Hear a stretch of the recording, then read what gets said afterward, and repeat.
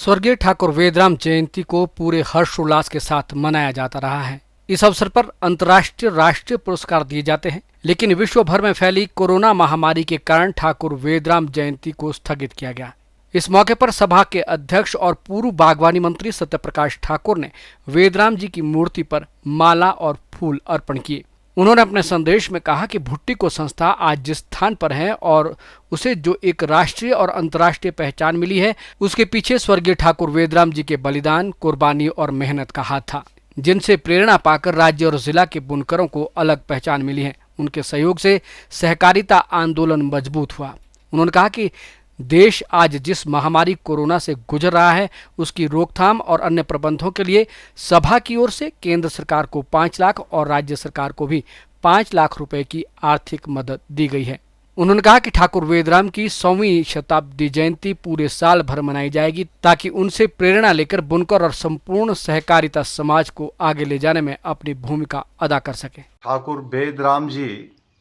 जो भुट्टिको की आत्मा है, हमारी प्रेरणा स्रोत है, और इन्होंने कुल्लू के बुनकरों को अंतर्राष्ट्रीय स्तर पर पहुंचाया और सहकारिता को भी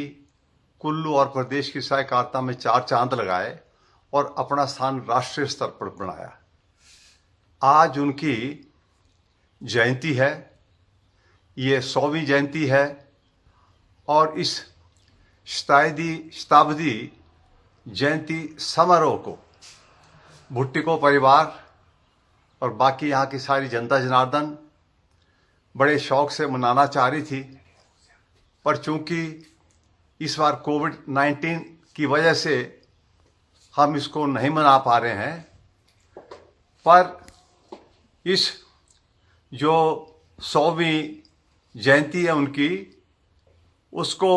हम पूरे वर्ष भुट्टिको बड़े जोर शोर से